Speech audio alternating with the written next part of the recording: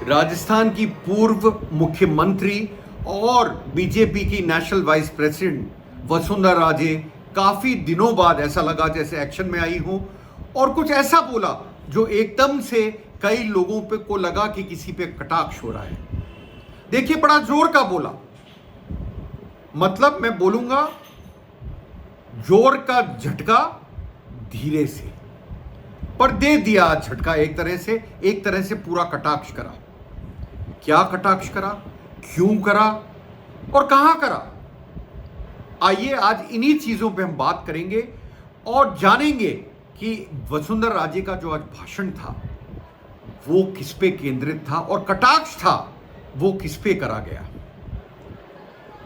नमस्कार, मैं हूं अनिल शर्मा और आप लोगों का बहुत बहुत धन्यवाद सत्यहिंदी.com से जुड़ने के लिए।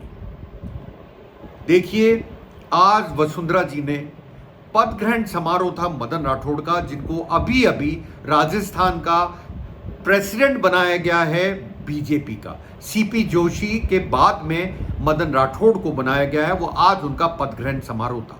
पहली चीज तो आप ये नोटिस कीजिए कि दो पद ग्रहण समारोह में जो पहले हुए थे उसमें वसुंधरा राजे जी नहीं गई थी। वो थे, एक तो था सतीश पूनिया का और एक था सीपी जोशी का, पर आज उनकी प्रेजेंस थी और उन्होंने जो भाषण दिया वो एकदम से मुझे लगता है जनता के मन में खलबली मचा गया।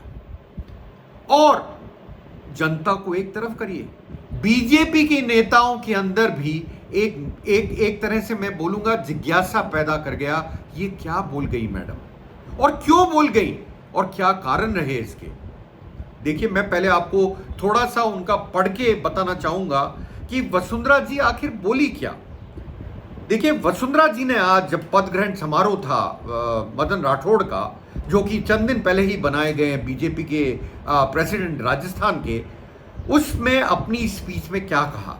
उन्होंने सबसे पहले कहा, मैं ऐसा मानती हूं कि मदन राठौड़ सबको साथ लेकर चलेंगे, पर देखिए, पर पे गौर कीजिएगा, ये बहुत मुश्किल काम है। तो क्या बीजेपी में कुछ उठापटक चल रही है? देखिए, इस पे आगे बात करेंगे, लेकिन इसमें कई लोग फेल भी हुए हैं। ये इशारा किसकी तरफ था? कई चीजें तो आप, मैं मानता हूं, खुद भी इन्फ्लुएंस ड्रॉ कर सकते हैं उनके भाषण पे। आगे बढ़ता हूं, जो मेन जिस्ट है और जिस कारण से ये स्पीच सब जगह गूंजी, वो उसका पार्ट पढ़ के बताता हूं। ये तो एक पार्ट था।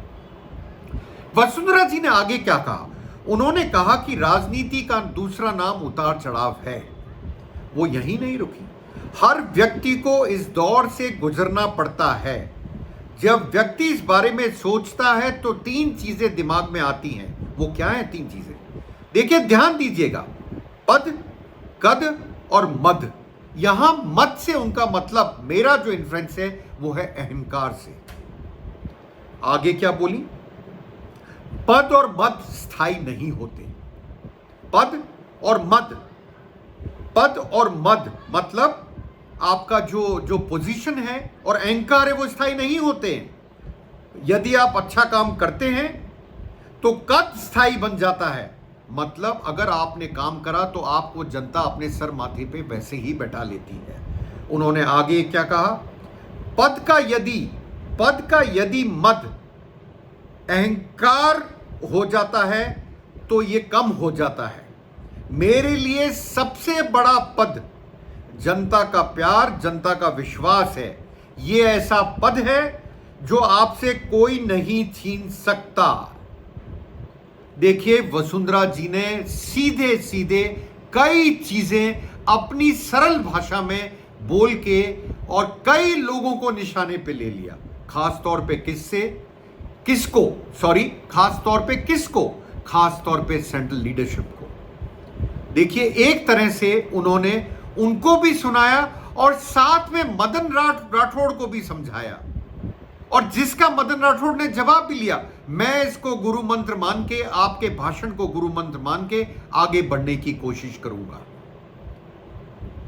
कटाक्ष वसुंधरा जी ने पूरा करा और इसका असर, इसकी आवाज मैं आपको बताऊं दूर तक जाएगी। इसका कारण है क्योंकि वसुंधरा जी अकेली राजस्थान की ऐसी नेता हैं जिनको मैं हर समय बोलता हूं वो पैन स्टेट लीडर हैं। उनको राजस्थान के हर गांव, हर ढानी, जो हम राजस्थान में ढानी बोलते हैं, स्मॉल हैमलेट्स के अंदर कोई ना कोई आदमी जरूर जानता है, और कार्यकर्ता तो पंचायत लेवल तक जानते ही जानते हैं, क्योंकि वो 2 बार मुख्यमंत्री भी रही हैं। और उन्होंने अपने, मैं मानता हूं, अपना जो ये जो टेन्योर रहा जिसके अंदर उनके पास कोई पोजीशन नहीं थी, पर उन्होंने लोगों से मिलना जुलना चालू रखा, और उन्होंने अपने आप को अब्रेस्ट, मतलब अपनी चीजों को जानने की जिज्ञासा भी दिखाई, और उस पर उन्होंने कुछ बोलना भी शुरू करा। ये सीधे सीधे कटाक्ष आज उन्होंने बहुत जोरों का झटका दिया है, बड़े धीरे से, और ये किसको दिया है आप समझ सकते हैं, सेंट्रल लीडरशिप को। और साथ साथ में देखिए, एक चीज आप ध्यान रखिएगा, एक चीज और बोल गई वो, जिसको मैंने शुरू में बोला था, मैं वापस पढ़ता हूं, आपको साथ चलने का काम करना पड़ेगा, ये बहुत मुश्किल काम है। क्यों बोला ऐसा? और इसमें कई लोग फेल भी हुए। क्या मतलब इस बात का? इस बात का मतलब यह है कि अभी तक राजस्थान में जो प्रेसिडेंट बने वसुंधरा जी के बाद में, वो सबको एक साथ एक मंच पर नहीं ला पाए। ऐसा क्या हुआ? ऐसा क्यों हुआ? यही तो सवाल है। और यही बात मैं पिछले वीडियो में भी आप लोगों से बोला था कि ऐसा क्या हो रहा है कि बीजेपि के अंदर डिससैटिस्फैक्शन खुले में दिखता है। क्यों बड़े नेता बड़ी चीजों से दूर रहते हैं? क्यों बजट में भजन लाल जी, जो कि ऑब्वियसली मैं मानता हूं किसी ना किसी के कहने पे, दिल्ली के लीडरशिप के कहने पे वसुंधरा जी के घर गए थे, 1 घंटे बैठ के आए थे, उसके बाद में भी वसुंधरा राजे वहां पे नहीं गई बजट प्रेजेंटेशन में, और उसके बाद में बजट रिप्लाई में भी नहीं गई। तो क्या किरोड़ी लाल मीणा का क्या हुआ? वो कहां हैं? वो अपने जो मंत्री कक्ष उसमें जाते हैं?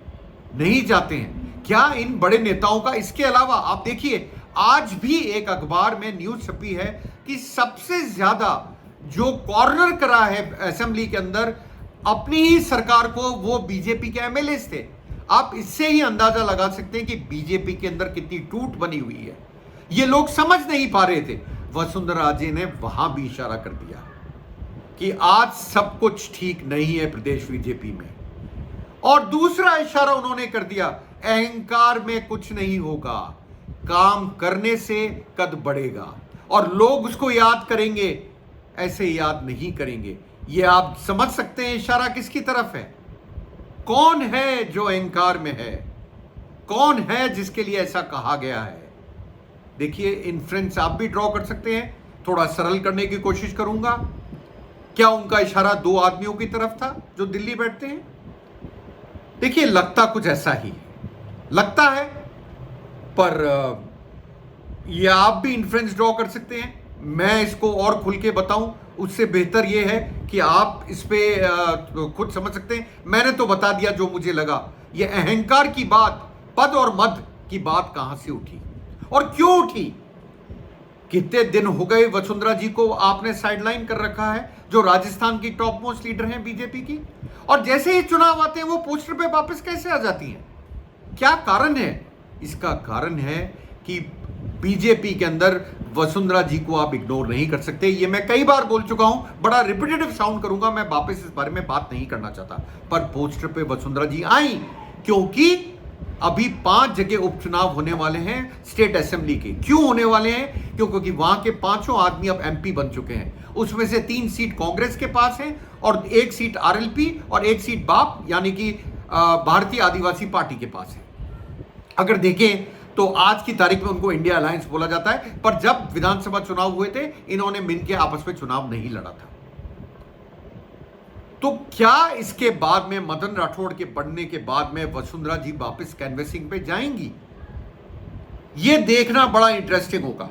पर अगर आप मेरे से पूछें तो मुझे थोड़ा मुश्किल लगता है कि वसुंधरा जी उपचुनावों में कैनवेसिंग करने जाएं। मुझे थोड़ा मुश्किल लगता है, क्योंकि उनको जिस तरह से साइडलाइन करा जाता है और फिर से उनको फोकस में लाया जाता है, उसका अंतर शायद उनको कहीं ना कहीं ये लगता होगा कि मेरे को पूरा का पूरा साइडलाइन करने की कोशिश की जा रही है।